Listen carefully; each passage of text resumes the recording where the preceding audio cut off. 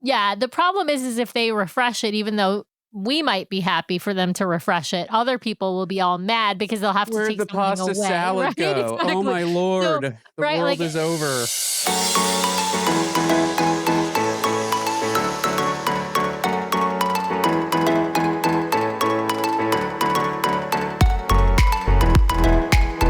Welcome back, everybody, to this week's episode of the DCL Duo podcast, brought to you by My Path Unwinding Travel. And Sam, I got a little surprise for you. You don't have to sing a jingle this week. I got a new jingle for you. That is right. It is the Grand Funk Railroad, my friends, with a little some kind of wonderful, because we know these reviews are really about the hostess with the mostest, Samantha. So here we go. This week's review comes from Elizabeth Baxter, who writes honest reviews and helpful tips.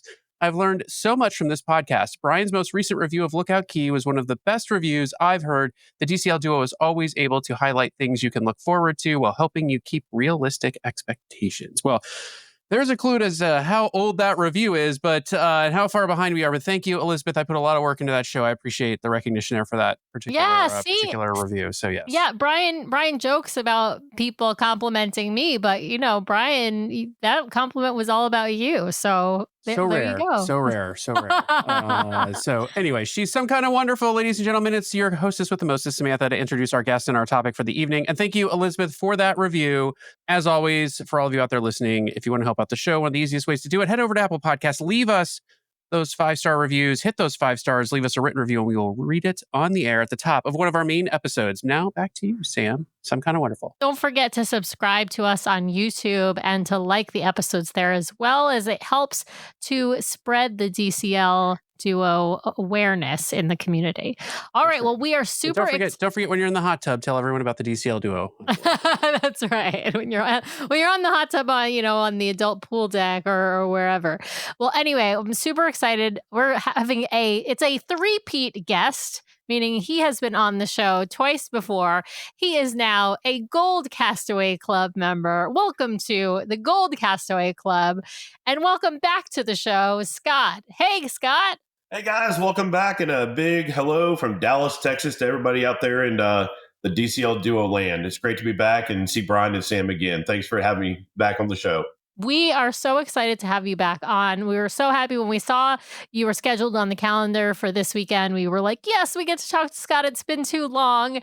And we're super excited to talk to you about your side to side or side by side. Different people are calling it different things. Cruises on the Dream and the Wish. But before we do that, we of course got to touch on your Disney cruise background. For those who haven't listened to, actually, we did a side-by-side episode with you previously, but you had a day in between.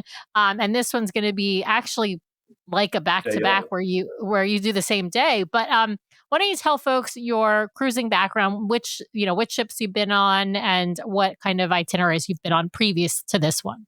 Sure. I've done, we're on number 8 right now. And with that, I've done one Princess cruise. I didn't count, and the rest have all been Disney.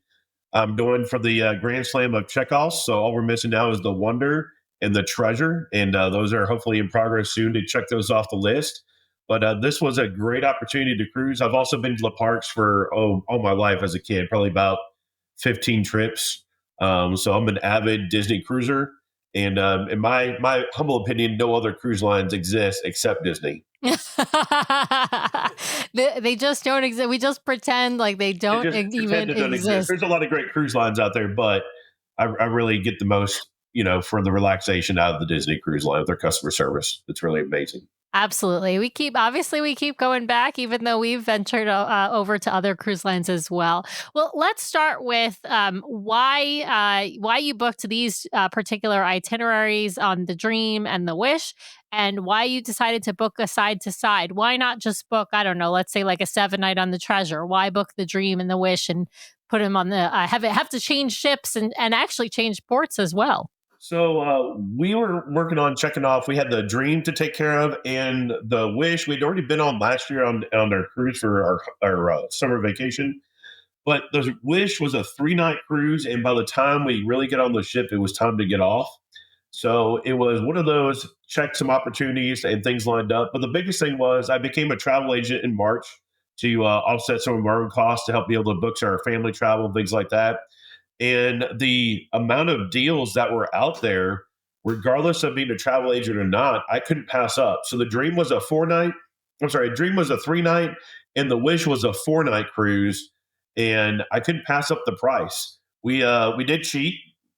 I rolled the dice again, and we did the Disney Guaranteed Stateroom.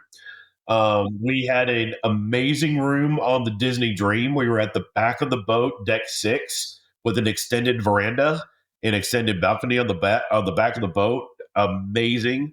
However, the view on the Wish was great view of the lifeboats.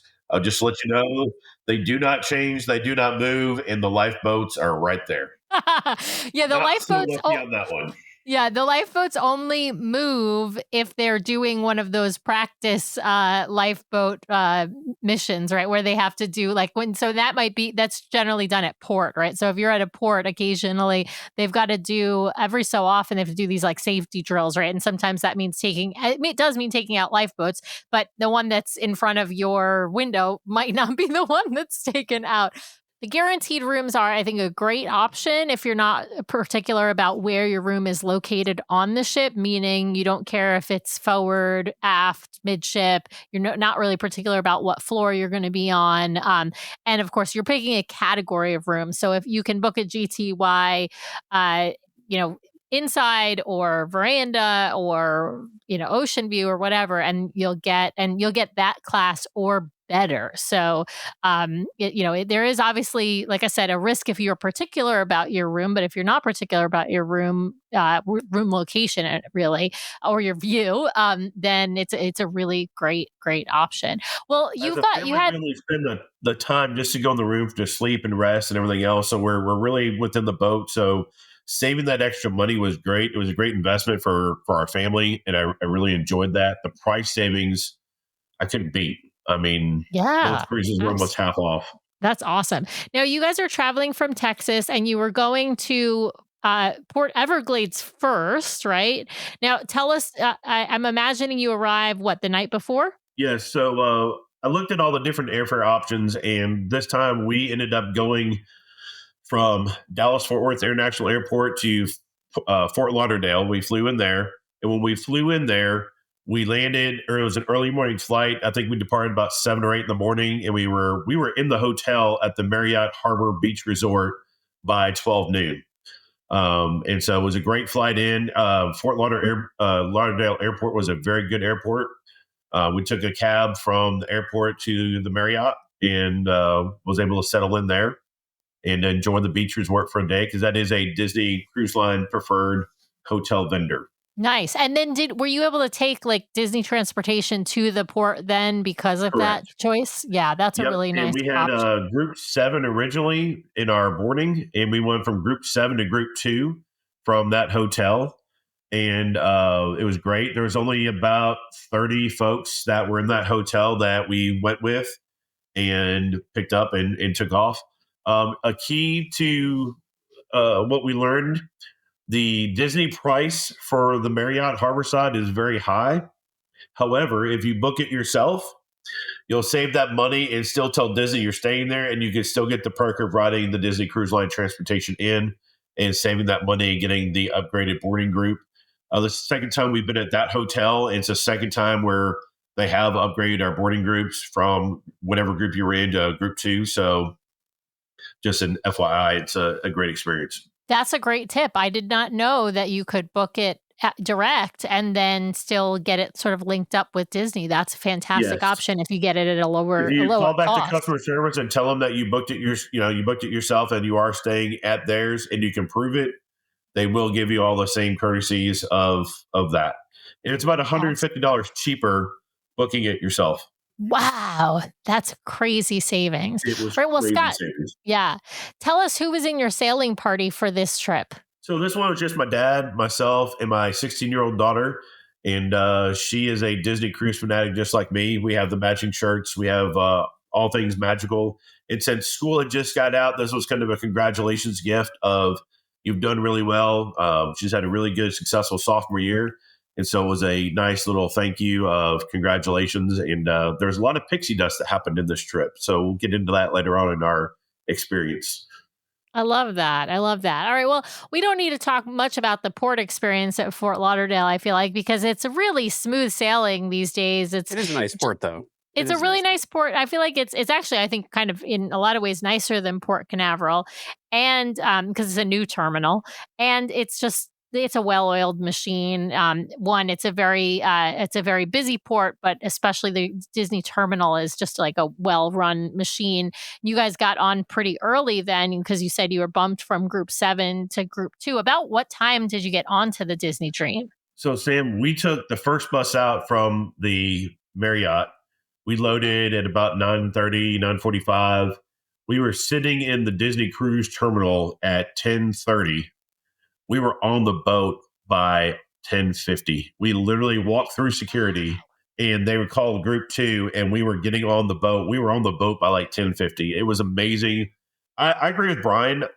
I like Port Everglades better than I do Canaveral. It's just a nicer cruise port. It's so much smoother. The security is less intrusive and easier to work with. And I'll share that experience when you get on the Wish, because that was an unpleasant experience that we had with some of the security folks. But overall, I like Port Everglades better. Like it's a safer and easier travel for us. Yeah. Let's jump to that actually before we talk about the experience on the Dream. Let's jump to the logistics of the transfer between Port Everglades and Port Canaveral and the contrast in that boarding experience at Port Canaveral. Did you guys take the train this time? I think you had taken the train last time. So we did take the train last time. However, this time we're on different dynamics. I did get a great boarding group, and we were supposed to be there around 11:30 for our boarding group for the Disney Wish, and looked at multiple different options. But the winner today, and I'm going to brag about this company, was Limopedia, www.limopedia.com. They service that whole Florida area for cruisers.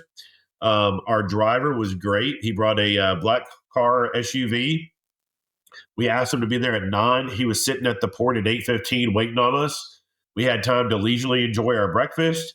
He picked us up right about 8:30, 8:40, and we were on our way from Port Everglades to Port Canaveral. Very smooth experience, very professional driver. The experience was great, but the best part about it was they beat the cost of what it would cost to either rent a car, they beat Mears, and they beat the train.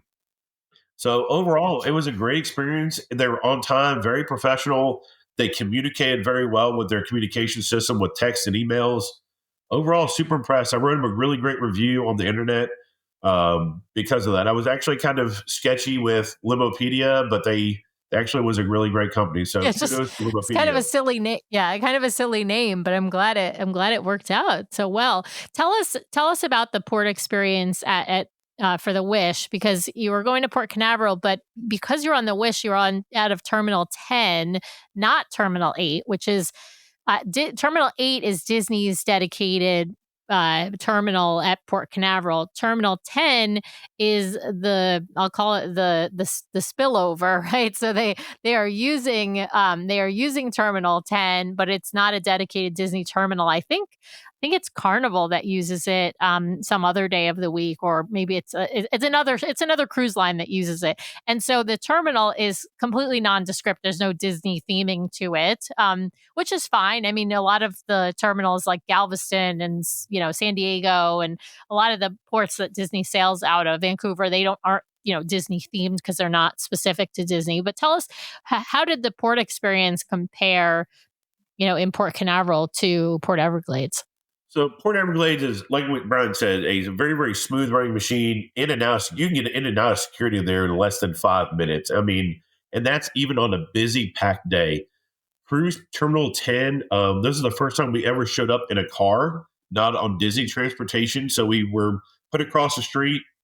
They grabbed our bags with the porters. They helped us assist the few things we had.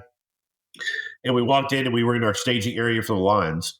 Well, after we got through the lines, and they did move groups through the lines fairly fast, and they were moving in the terminal sooner than your call time. My biggest issue is we had a cruise approved non surge protector, a multi port that we got picked up on. at there. And I said, look, we just had this on the Magic. We just got off. And he goes, well, this captain won't allow any of this on. And so what they don't know is I got the other four on. I just had to turn over one. And if I would have thought fast enough, I would have switched it faster. But they don't have the same rules on all the ships, and what they do allow in a room and what they don't allow varies from ship to ship, person to person. Yeah, I've heard Thing to that. thing. So wait, I want to dig into this for a second to make sure that, because it's a frequently asked question. People post all the time, like, can I take this and not this? Was this a plug that then created more outlets, or was this one of Yep. the like? Okay, Just yeah. to create more outlets. Yeah. So generally, I would say our experience is those are not allowed. So interesting, you got them on one of the ships. It depends. Is it if it creates USB outlets, it's No, fine. it's creating if it more creates electrical outlets. Electrical outlets, Yeah, they that's what I'm usually saying. say no. If it's yeah. a plug that creates more, They have both. Yeah. yeah. Yeah, if it's a plug that plugs into the wall and gives you more wall socket outlets, then generally they don't allow those on the ship. What they do allow is you plug in and then you've got a bunch of additional USB charging ports off of it. So yeah, it may have just sort of snuck past security on the other ship and not made it past security, or some of them may not have made it past security on this ship. So yeah. I've always got them on. We've had those confiscated before ourselves. So yeah. Yeah. It was just they weren't being the same. So that's my only negative. But like you guys say, Cruise Terminal 10 is a totally different experience. The way you check in there and with Disney is at a counter, it's just not the same vibe. Also, it's a different experience going through the main entrance of Port Canaveral and Port 10 because there's no Mickey ears, there's no pre-photography photos. And when you do the photos, you're trying to race down the ramp to get on the boat. So you're missing things. So overall, I'm a Port Everglades kind of guy. Yeah, I can understand that. Well, let's talk about the Dream a little bit because I'd love to kind of do a little bit of a compare contrast here. You hadn't been on the Dream yet. This was your first time checking that box off. You mentioned you'd been on the Wish before, but of course that was, a shorter cruise, and so you wanted to get on her for a few more nights. So you got a 3-night on the Dream, excuse me, a 3-night on the Dream, and then a 4-night on the Wish. What did you think of the Dream? You'd been on the Fantasy before, so I know it wasn't like it was completely, new, but because she's so similar to the Fantasy. But what did you think of the Dream? The Dream is a great ship. It is a lot like the Fantasy. It does give the Fantasy vibes. I really enjoyed it. Normally, we are a family that goes to Cabana after we get on the ship. However, this time we kind of changed the course direction and we went to a sit down restaurant, and it was Animators. Like normally we don't do the whole sit down thing, but we ended up going to Animators, and here we are. And it was, I hate to say it, it was a lot better and a lot more refreshing than trying to cram at Cabanas. So I did give in, but it was a more relaxing experience. And I actually think I got a better bang for the buck because we weren't rushed. We had the time. The food was better. Yeah. Normally I would, Yeah, I mean, I think unless people like for people who really want like the seafood, right? Because there's like the crab legs and the peel and eat shrimp at the buffet at Cabanas or at Marceline Market, and they don't have that at the sit down lunch, and there aren't like as many options at the sit down lunch. But I think especially if you're a family, either with no kids or with older kids, I think that the sit down lunch is better. I also think it's a good option for people with like really little kids because then they're schlepping lots of stuff and holding the kids and whatnot, and so it's hard to do the trays or hard to do plates at any kind of buffet when you're dealing with a really little kid. It is either. longer. Like, No, the it's mad always rush like of people wasn't, yeah, and they were able to service people in and service people out. yeah. And there was no rush whatsoever. I mean, we'd already seen most of the ship, so we didn't have to go rushing to guest services or anything else or get the little things. Everything was just kind of a smooth sail. Like, Yeah.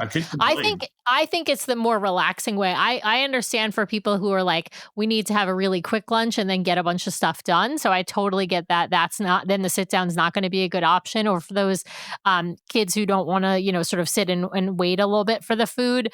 Or like I said, if you really want the seafood, you're going to have to go to the buffet. but like I think it's a much more pleasant experience in general to do. It does take longer. I always warn people and it sometimes is a little bit on the They slow were side. actually It just really kind of fast. depends. They were Oh, pushing that's them good. through. So credit where credit was due. They did a great Yeah. job. Well, Scott, let's talk about some of the highlights from your dream cruise in particular.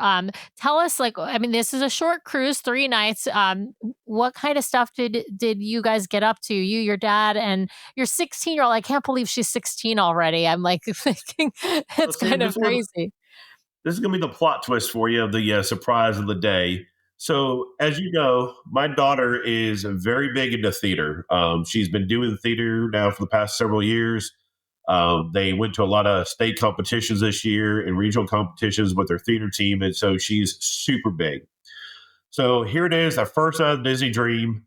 We have our introduction, we have our first show, and we get done. And I pull the cruise director aside and get Ryland ahead because she was already infiltrating the gift shop looking for her pins.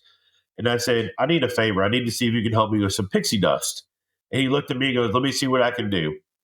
And so I asked, my daughter's dream is to go to Juilliard and be a professional actress and or be on the Disney Cruise Line. So I said, my daughter would love to meet one of the Disney Cruise Line actresses. And that way she can participate with them and ask some questions. And furthermore, be able to, just be able to find out about what it is to be a Disney Cruise Line. They arranged for her to meet a one-on-one time with the head actress. Her name was Grace. She played Belle in Beauty and the Beast and several other things. And then the head stage manager, JP, shout out to both of them. Your impact was amazing to my daughter.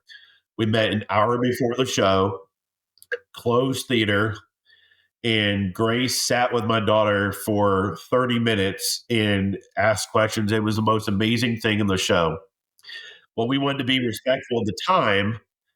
And what was actually funny was Grace said, nope, I'm good. I'm going to continue this interview and stayed an extra 20 minutes with Ryland. It was literally 10 minutes before show doors would open and she gave almost a full hour. Like it was amazing. But the things behind the scenes of that show was amazing. And I'm so thankful for what they did because it gave her the opportunity to learn more about Disney. We watched the getting ready for Beauty and the Beast being put on that night.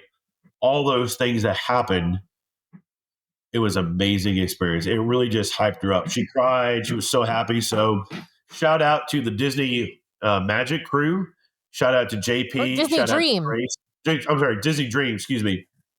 And shout out to Grace and JP for making that happen. You really made a huge impression with my daughter. Oh, I love hearing stories like this, Scott. This is this is incredible. I mean, it is, I think it's such a wonderful experience for a young actress to get an opportunity to talk with someone she looks up to, a young actress who is, a few years older. Obviously, she's probably in her 20s, and and you mentioned the stage manager, and to really understand what it's like and what it might take to, what steps she might take in order to get there someday to be on the Walt Disney stage. I mean, I always say, and I really mean it. Like, if I can pick right now, if I could transport myself anywhere in the world, I'm transporting myself into the Walt Disney Theater. And there's, a show being performed in there, right? On any of the ships. I don't really care which of the ships, although I shouldn't say that. I don't really care. I'd probably transport myself on the Treasure if I could pick them from all the ships currently sailing. But, soon probably it'll be the Destiny.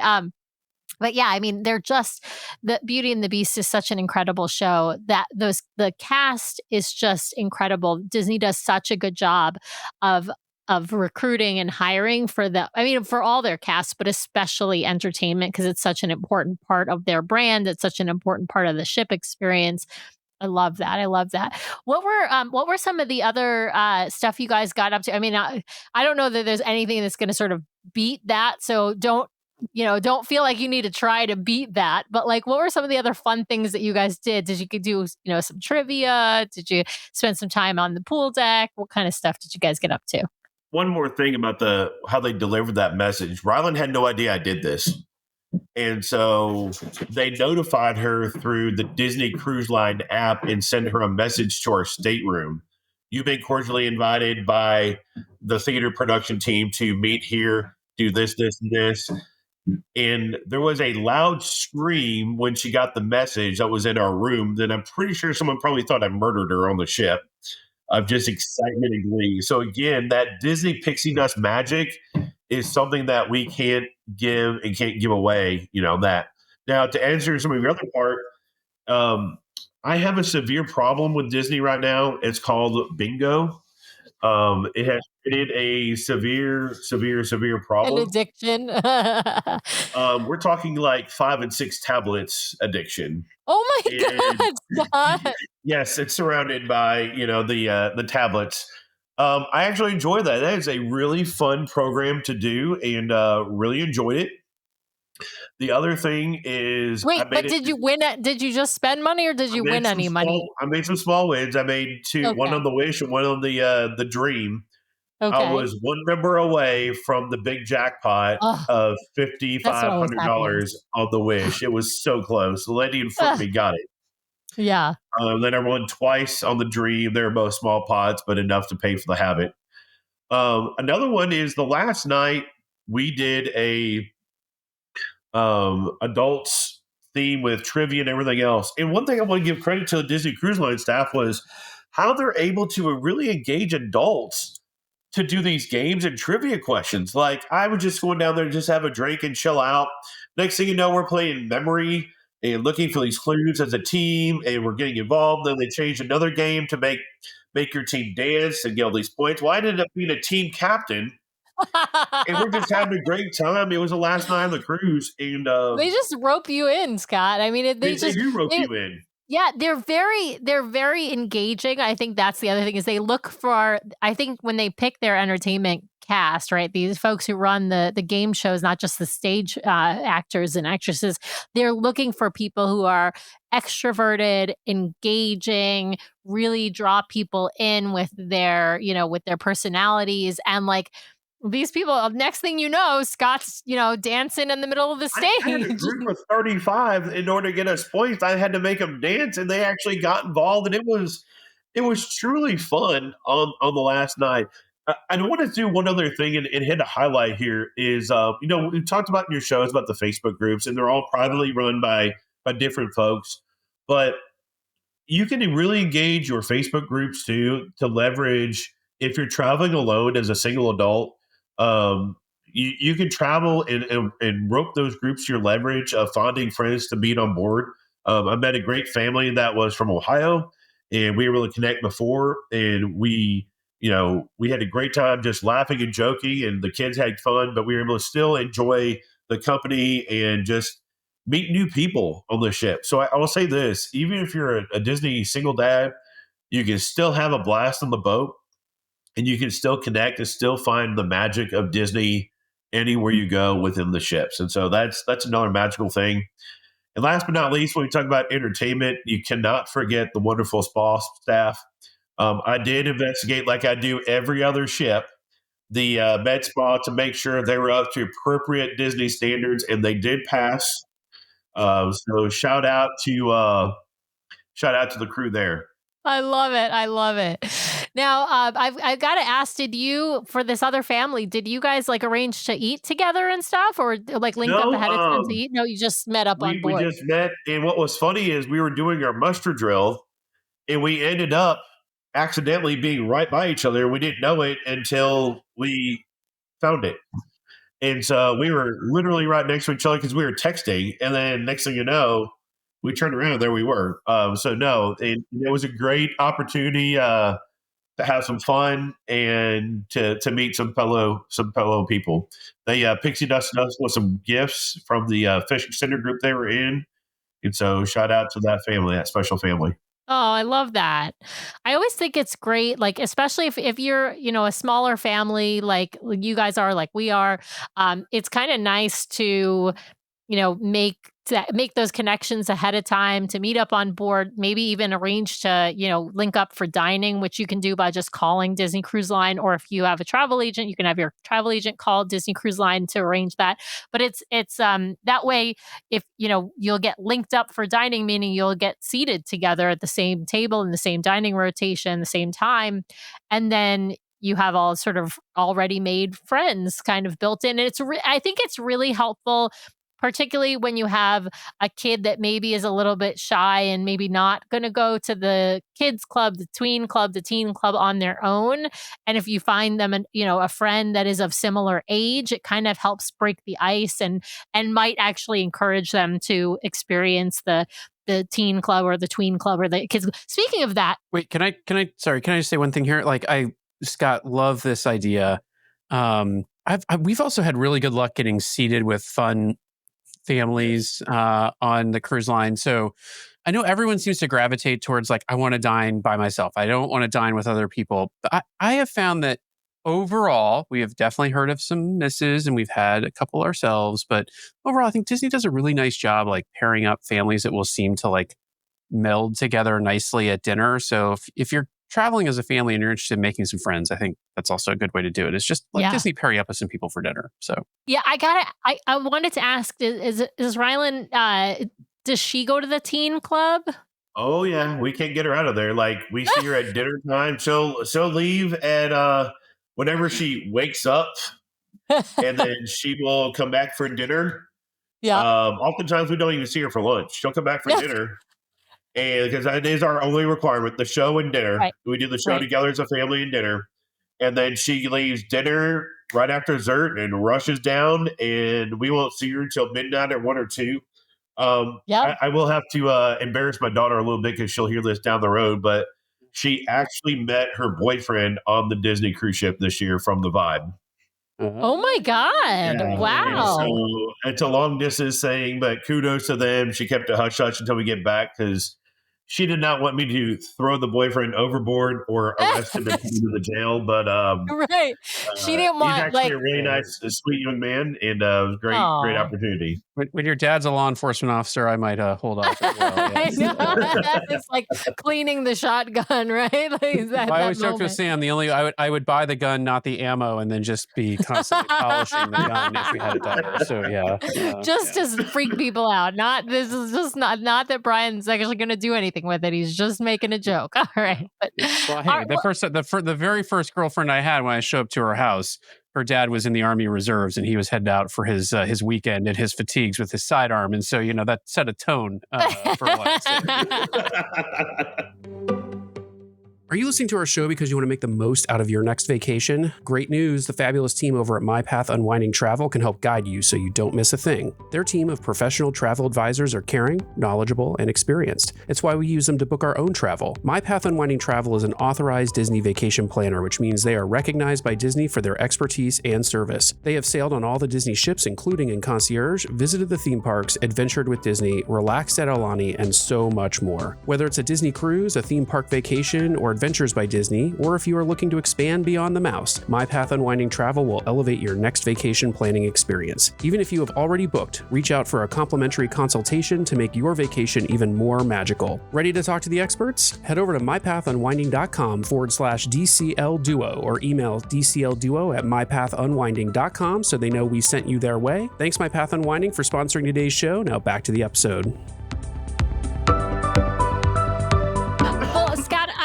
I want to swap over to the Wish because obviously you had the 4-night cruise on the Wish right after. Tell us some of the highlights from your Wish cruise. You did bingo again.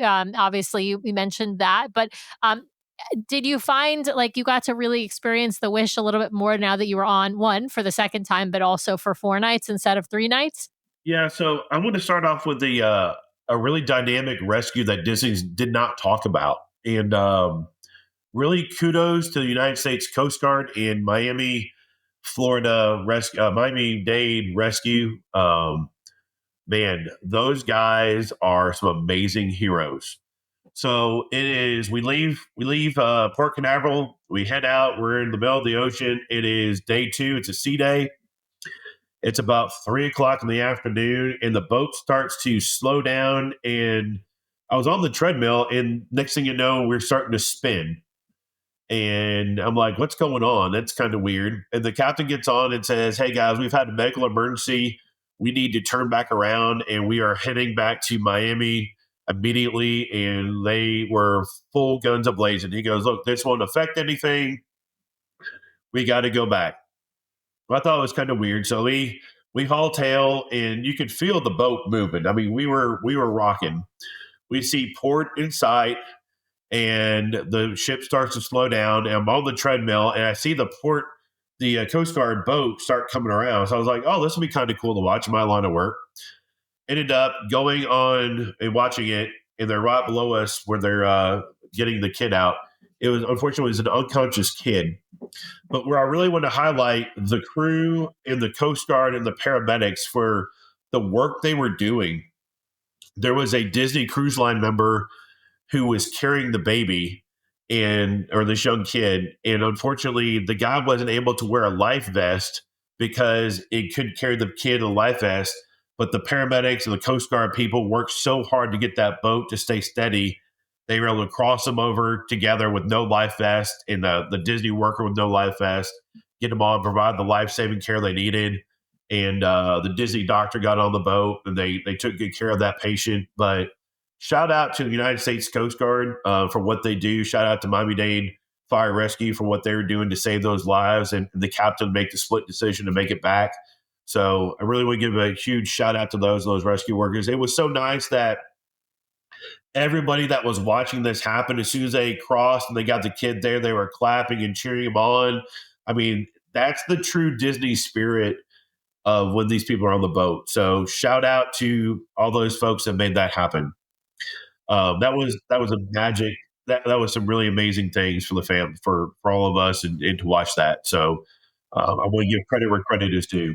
When we talk about things on the good, Yeah, we don't hear about a lot of these rescues. I mean, you hear about some of them, right? Particularly the ones involving helicopters, because everybody sees them, and so people take pictures and they end up all over the internet. You don't hear about every story, but it is amazing when you think about not just the U.S. Coast Guard, but Coast Guard agencies, or in other countries too, like over in Europe. It was like the Greek, the Hellenic Air Force was involved in a medical evacuation, right? Like these rescue folks, these first responders, whether they are rescue swimmers, fire and rescue, Coast Guard, whatever, I mean, they're just incredible heroes. And it's amazing to see, that so that we can travel on our vacation safely, they are risking their lives to help people. And how it's they really, maneuvered that boat and kept it steady with the ship was amazing. So I mean, like I said, kudos to those people on two moving boats, two different speeds, trying to make that. They did have some difficulties at first, but man, they nailed it. So I just want to give credit where credit is due. As we talk about the Wish, though, the Wish is a very unique ship that, if you have that 3-night cruise, you really miss a lot. And so being able to explore all the things I missed on the first trip was well worth every bit of it. I do like Marceline Market, but I like the Deck 10 restaurants there too on the pool deck. The pool deck food is great. I am a pool deck person. yes, the pool deck food on the Wish class is bar none the best in the fleet. Whether so Wish, Treasure, soon to be Destiny, that pool deck food, it beats all. I mean, I'm not saying the pool deck food is bad on the other ships, but that stuff just No, beats it because you've got it's the more variety. choices. Yeah, exactly, more They choices and really really did good an quality. amazing job Yeah, of that. absolutely. And so kudos to that. We had a lot of great things also on the Wish. We also we skipped Marceline Market and we ended up at Arendelle for lunch. And that was a good experience too. Slowed down and did all that. I did enjoy a couple meals at Marceline Market. We didn't do too much on the trip. We mainly made the ship the destination, except for Lookout. We went to Lookout and we went to Castaway to complete our family traditions for that. But even on Castaway, we ate lunch back on the boat. So we got in and got out, and we were back on the boat before lunch at Castaway Key, like normal. Oh wow, yeah. Yeah. I can't remember. This wasn't the first time you'd been to Lookout. Had to Lookout on the Magic, right? So we went to the Magic. We did make it to Lighthouse on the Magic, and that was my first time there. I have mixed emotions about Lookout. Beautiful island. I just don't think it's quite ready yet. It's missing all the excursions and things like that. But overall, beautiful island, beautiful culture. We saw the Junkanoo Parade, like everybody's talking about.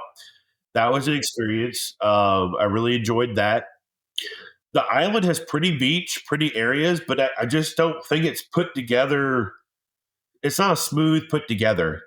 And I think that's the one thing I didn't like. There's so many islands and stops and everything else.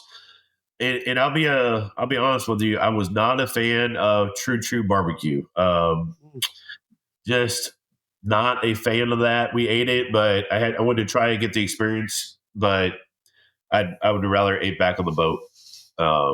Just not a fan of that one. I did like it better than Castaway food, but still not a big fan of that one. Yeah.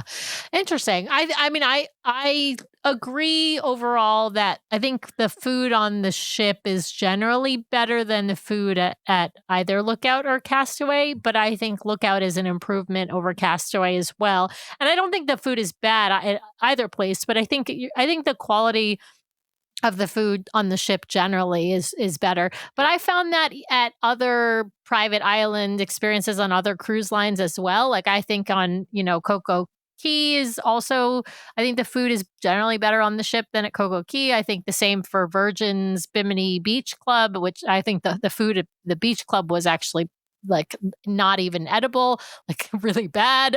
But although the food on the ship was good, very good. So like, yeah, I don't know what it is about these private island food experience. I haven't found them to be that great. I know there are people who love Royals, the food at Coco Key. I They have thought a it lot was more fine. They have a lot Yeah, more offerings at Coco yes, Key, right? So yes, like it's different. Like Disney is just straight up hamburgers, hot dogs, like sometimes chicken, maybe steak at the adult side of the barbecue, that kind of stuff. They added the rice dishes on Lookout, and the but chicken sandwich. Yeah, yeah, that kind of stuff. So it's pretty plain Jane, and it needs to be. It's family friendly or catering to a broad audience. Like the stuff on Virgin Voyages was like trying to be too fancy and not really hitting the mark. And so yeah, it's inconsistent, I guess, is the way I would say it. I've grown a bit. I'll get hate mail for this. Bored of the barbecue on Castaway Key. I just say it's the same thing every time. And it's like, it's good. It's fine. It's fine for the day that we're there. It's great. Like, whatever. I will eat it. I'm not, like, it's not bad food. It's just, yeah. I The just would like to problem, see some They need to difference. refresh it. I know. Yeah, The they need to refresh it. Yeah, the problem is if they refresh it, even though we might be happy for them to refresh it, other people will be all mad because they'll have to Where'd take the something pasta away. salad Right? go? Oh Exactly. my So, Lord. The right, world like is over. that's the problem with refreshing. I will say I really like the ribs at Castaway. I think they're still quite good. But What'd your grandmother say? Tutwai. Tutwai. to try. But anyway, yeah, I really like the ribs at Castaway. But other than that, I can eat on. I'm happy to eat on the ship. The other weird thing that I don't think anybody's talking about yet, maybe you guys noticed it too, but they give you the smallest cups at True Barbecue for a soda or water or whatever else, and then the picnic benches are at least 5 blocks away. So by the time you drink your soda, it's empty before you get to your table. Then you have to walk all the way back to get another one. Now, I will say this: I will comment and receive the hate mail like Brian. I did not think the walk was as bad as what it could have been. It was a fast walk. I tried not to take the stair. I tried to take the stairs on all the ships and do the no elevator challenge. So I didn't mind the walk. I thought the walk was actually pretty nice. It was smooth concrete. You could get some great pictures. My Apple Watch thanked me for hiking and getting my movement points in. So the walk wasn't as bad as what it could have been. So I think that was nice too. They did have some shade. They had everything else there. So I guess overall, the other thing too is they have everybody clump up at the little guest house while you're waiting for reservations and stuff, and people can get lost into those excursions. So I think that's not well prepared yet, but we went on the banana boat at Castaway. I'm sorry, at Lookout, just like we did at Castaway, and explored the island a little bit. It was a great experience. Remember, if you have to bring goggles on that, but also put smaller kids up front that make great windshield wipers for us adults as we're going on the banana boat. That way you can see and let the kids take all the water for you. That's your expert tip. But I did enjoy Lighthouse, just not. I just don't think it's 100% fully there yet. It's not as ready as it needs to be. Scott, I got to ask a question here. Is your daughter now going to be like completely hooked on back-to-back cruising, basically? Is she prepared for just a single cruise now? Because this is twice in a row, right? That you kind of, I think you surprised her the last time around. I think you surprised her this time around, as I understand it. So, like, she knew this was here. This was a reward. It was a last minute cruise just because of the prices in the summer.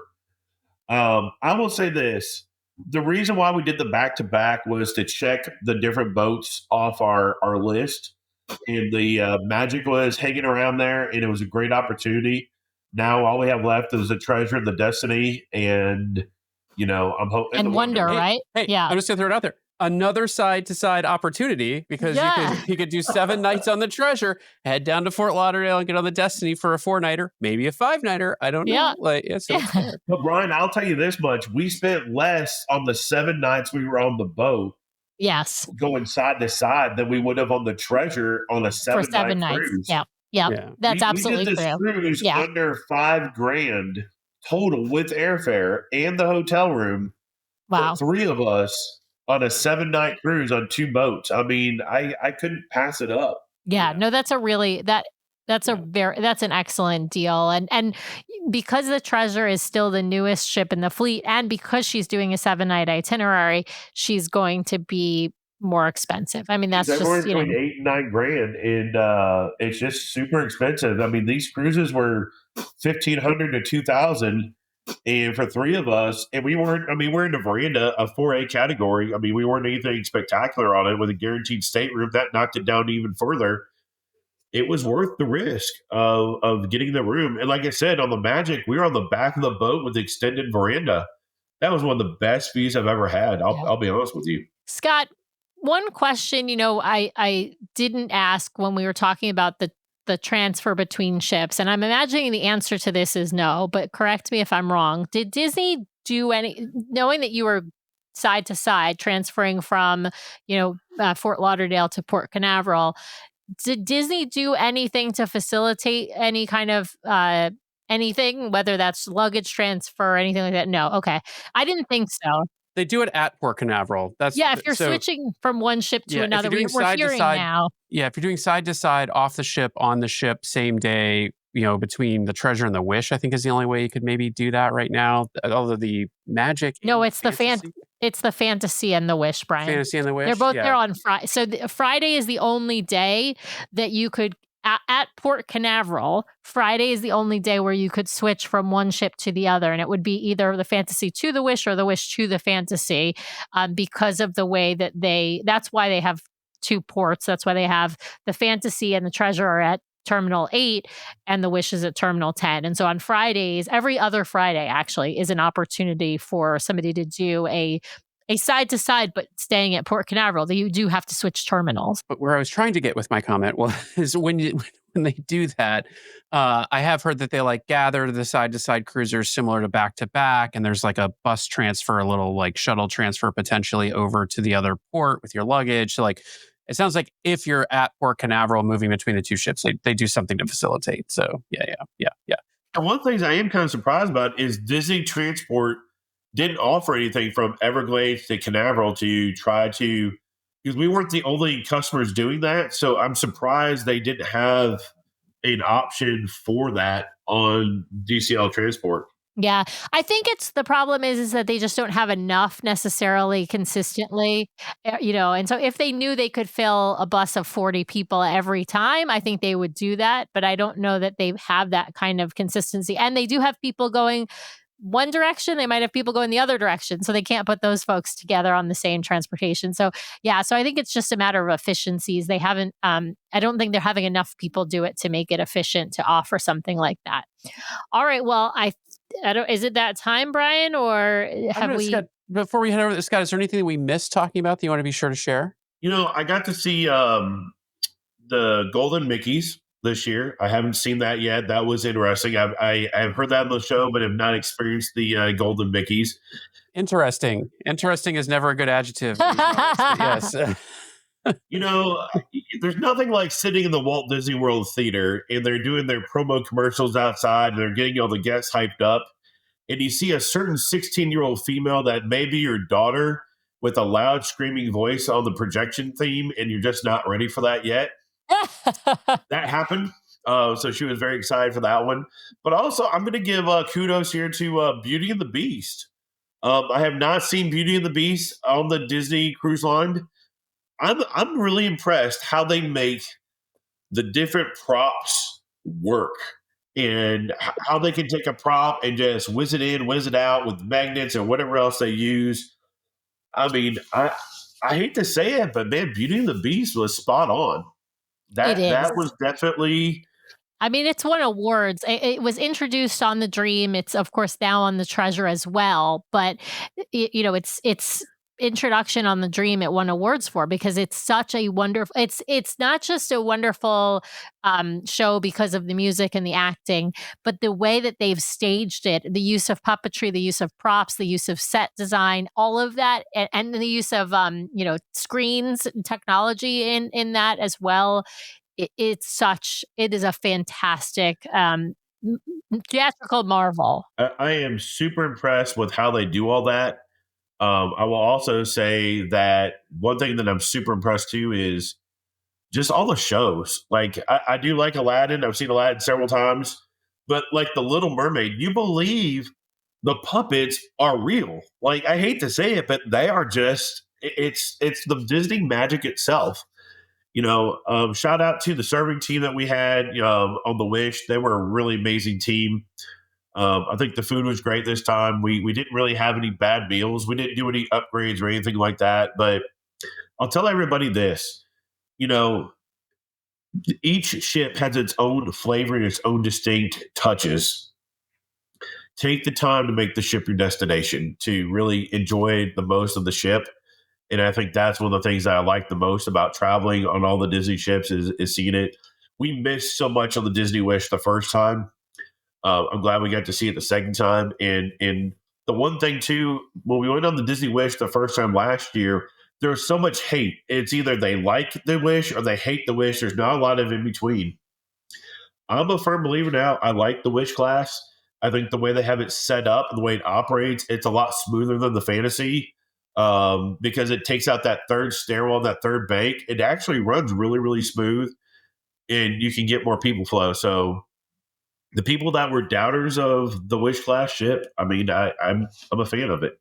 Well, Scott, I do think it is that time in the show, and I'm sorry I don't have a jingle for this one, but 2 copyright strikes in a single show might be a problem. So we have reached that point in the show, Scott, where I need to hand you back over to Sam for some arbitrary questions, some arbitrary rules, and a dash of judgment of the round we know as rapid fire. So, Sam, take it away. All right. We're going to do a versus now. We're going to do the Disney Dream versus the Disney Wish because we've done rapid fire before, Scott. So I can't just ask you your favorites. I got to ask you which is better, the Disney Dream or the Disney Wish. I'm going to ask you in specific categories. Okay. I think, Sam, you need to add a question into your rapid fire going forward for repeat guests about what is your favorite live action Disney movie? Brian, this is my show. This is my round. All right. She doesn't take creative direction. I don't take suggestions. All right, Scott. Okay, DJ request over there.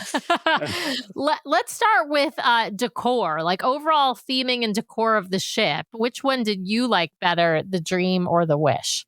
The Wish. The Wish class is really making that grand entrance, but how they do certain things in that grand hall, I mean, it's just magic. The way the grand hall lobby is and how they transform it into 1923 with all the pictures and stuff outside and how they built the ship, how they built Disney. But also there's so much activity they built in that grand hall between pictures and everything else. It really just makes it feel that home session, that homebound session. So definitely the Wish on that one. Yeah, I gotta agree with you. I think they've done such a good job with the grand hall on all the Wish class ships. It really makes it a theater space, a meeting space. It's a multi-purpose space that while they use the atriums of the other ships for a lot of those similar purposes, it just works better on the Wish class. All right, let's talk shows. Which ship? I mean, which they're both really great. So, but which ship do you overall would you say wins in theater shows? We're talking Walt Disney Theater, and I don't know that the Dream has. I kind of feel like the Dream has to win because of Beauty and the Beast, but I don't want to tell you what to answer. But there's maybe I don't know. There's good. Both are good. Scott, you tell me your answer. I'm not going to actually judge on this one. To avoid a guilty verdict on the DCL duo, we will go with Beauty and the Beast because I know that is the right answer. Otherwise, I will get the dash of judgment and probably get my mic Yeah. muted. So we'll go with Beauty and the Beast, followed by Little Mermaid, followed by Aladdin.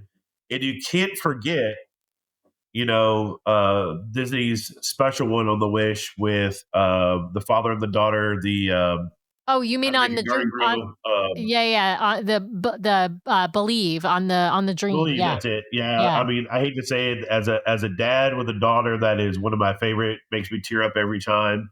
Yeah, you got Believe, Golden Mickey's, and Beauty and the Beast on the it's a good lineup, but, like, you got Seas the Adventure and Little Mermaid and Aladdin on the Wish, which is also a great lineup, but yeah, I honestly, I Disney wasn't gonna Adventure give was you judgment. okay. It just wasn't. The Really? Golden Mickey's was okay. Yeah, it's not my favorite. I mean, it's good, but it's just not one of my favorites. I think the reason why Believe gets me every time is watching your daughter grow up and all the adventures that can happen. That one just sticks to you. But I will say, Beauty and the Beast, Little Mermaid. I mean, the way they do Little Mermaid is those puppets just come to life. You just can't beat that. They really make you involved in that feeling like you're in the water. Like it's amazing. I do need to interject just to let Scott know. Sam doesn't control the mute button. I do, and so True. This is actually speak truth to power, Scott. Speak truth to power. All right, that is true, Brian. On this platform, Brian does control the mute button. All right, I want to ask pool deck food. You already said the Wish obviously wins, but what about rotational dining? Like which obviously you've got a little bit more theming and more shows on the Wish for dining than you do on the Dream class, but do you like that better or do you like a quieter dining experience? So which would you pick between the Dream and the Wish? And it's overall, I'm not asking you to pick an individual restaurant, but which one has sort of better rotational dining, would you say? So I am going to say the Wish on this one. However, if I could take out Marvel, I would take out Marvel and replace it with like animators or something else. I am not a Marvel fan in anything. And I think the Marvel show really distracts from the dining experience. Yeah, they're trying to make it interactive and all this other stuff, but it's just not my cup of tea. And I haven't, the first time was bad, but the second time was the same. It just didn't grab your attention. I spend more time trying to tune it out. So now I will say this: I like 1923 with all the artifacts. I even like Arendelle, like the way they grow Arendelle and the way they involve the kids in Arendelle, trying to get that. Kudos to Disney. I mean, that to make the whole room dance with the kids and everything else, and even get your servers and waiters in. I mean, that takes a lot. So, kudos to Disney on the Arendelle. Nice. All right. I am going to ask my next question is going to be about the water slides because we've got the Aqua Mouse on the Disney Wish. You've got the Aqua Duck, which I'll call that the OG. It's not quite the OG, but it's close to OG. On Whoa, whoa, whoa, whoa, whoa. The OG is the Aqua Dunk, Sam. First water slide. You said Aqua Duck. Yes, it is the Aqua Dunk. No, it's not. There were yellow slides on the Magic did not when she first came out, Brian, the Aqua Dunk was not on the Magic. That was put in a dry dock. That's actually not the Aqua Duck is actually the OG on Sorry, Disney but the Cruise water Line. slide that sits on the original ship is the OG. But it's all not right? the original. It is the OG. It's not actually. No. From a Dying on technical this hill. Dying on this hill. okay, from a technical standpoint, it's not the OG, but they're yeah, I believe actually probably those like yellow Mickey slides are probably the OGs. But anyway, Aqua Duck versus Aqua Mouse. So we're talking Dream Class has Aqua Duck, Wish Class has Aqua Mouse. Scott, what's your verdict? So I am going to have to go old school and go with the Aqua Duck. I do like the Aqua Dunk, but I'm sorry, the Aqua Mouse, but I'm going to go old school on that one. Sometimes there's too many technical difficulties on the Wish Clash that Yeah. can prohibit that show. So the other one is just the real OG. And you Yeah. probably aren't going to fall out of a slide like you did on a recent trip lately. Royal Caribbean, yeah. All right, Sam, I will give you credit where credit is due. The Aquadunk was installed in 2013 and the Disney Dream first sailed in 2010, so fine. But it's still the OG. The Aquadunk is the OG. The Aquadunk is the OG. Because it's on the OG ship. Okay, fair enough. As a judge of this, I'm going to withdraw your request to argue your argument. I'm going to strike it from the record so that way it will be hidden.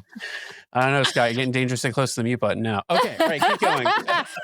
Okay, I've got just one more question. Well, actually, two more questions because I got to ask the overall. But the second to last, the penultimate question is: which do you think?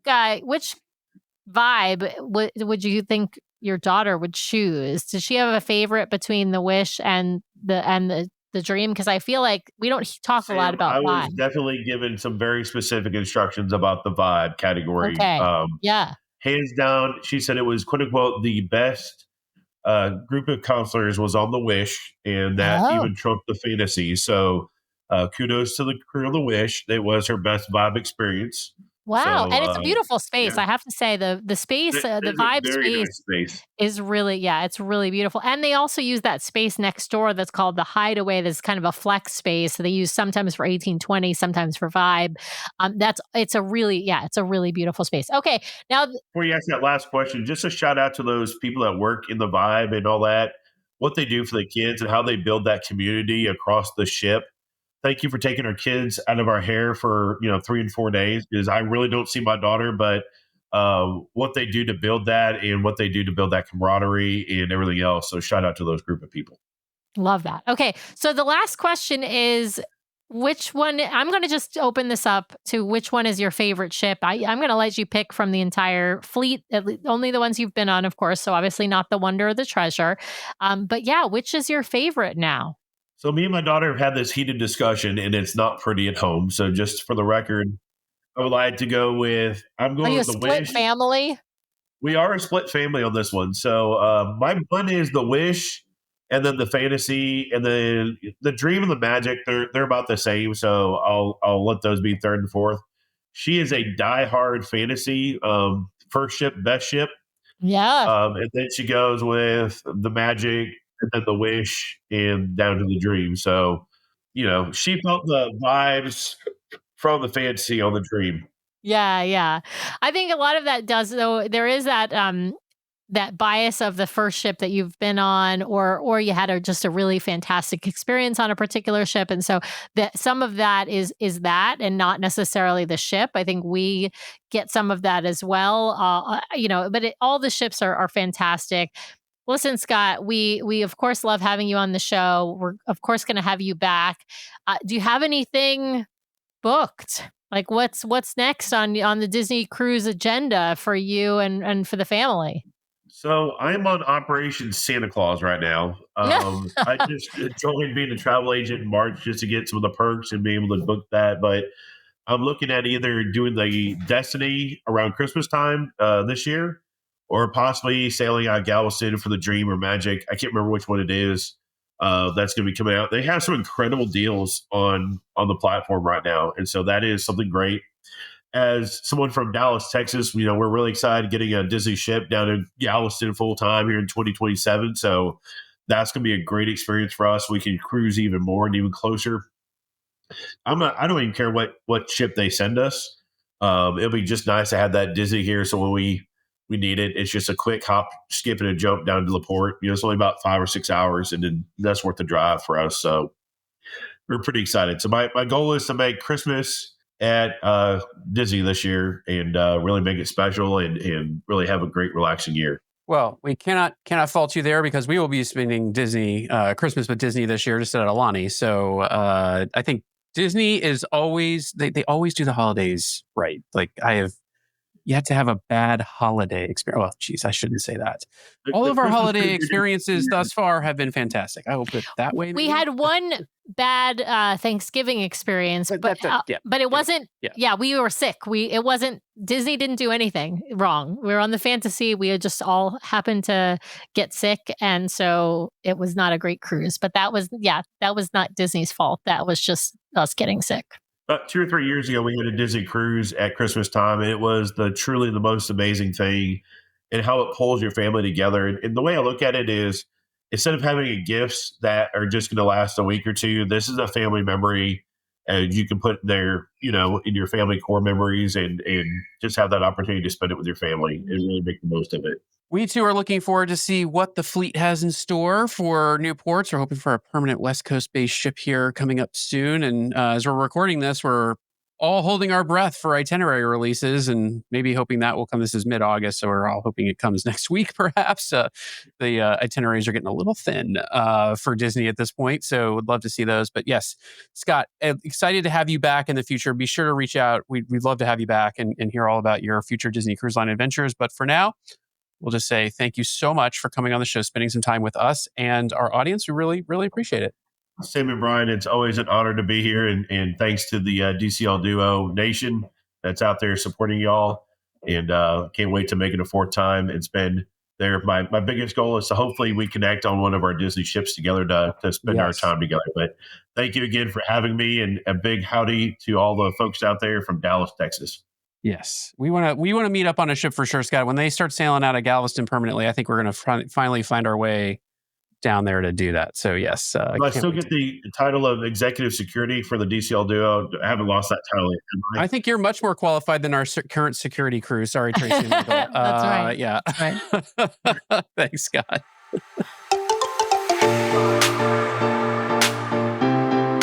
Well, thanks to everyone out there for listening this week. We really, really appreciate it. Be sure to subscribe to the podcast so you can keep getting great content from us every week. In fact, twice a week we publish shows. So be sure to hit the subscribe button to get all of those great episodes. And if you want to watch us live, we have a live show now every week, Monday nights, 5:30 p.m. Pacific, 8:30 p.m. Eastern over on youtube.com/DCL Duo. So be sure to head over and check that out. If you want to help support the show, be sure to hit those 5 stars on Apple Podcasts. And if you leave us a written review, a 5-star written review, we will read it at the top of one of our main episodes, so please head over there and hit those 5 stars. Of course, you can also help support the show by supporting our fabulous show sponsor, My Path Unwinding Travel. If you want to book your next Disney vacation, head over to mypathunwinding.com/DCL Duo or email them at dclduo@mypathunwinding.com so they know we sent you their way. If you've got questions or you'd like to connect with us, the best way to do that is to head over to dclduo.com. It's got links to all of our things, full catalog of the podcast episodes, including a searchable catalog for the podcast, links off to our vlog, a link to our Etsy store where we sell some fun fan-inspired magnets, link to our Patreon if you'd like to help directly support the show each and every month. Just head over to the website or patreon.com/DCLDuo. Also has a way for you to sign up for our Substack newsletter that we're hoping to start really pumping out monthly here at least, and a few blog articles that we've written. So DCLDuo.com is the best way to connect with us. You can also, of course, email us at info@DCLDuo.com or reach out to us on our voicemail line at 402-413-5590. That's 402-413-5590. The DCL Duo podcast is not affiliated with Disney Cruise Line, the Disney Company, or the Disney family of theme parks. The views expressed on the show are solely those of the individuals on the podcast and in no way reflect the views of the Disney Company or Disney Cruise Line. If you have questions about a Disney cruise or a Disney vacation, please contact the great folks over at My Path Unwinding Travel or Disney directly or your own travel agent. Thanks again for listening, and we'll see you next time for another fabulous adventure with the DCL Duo.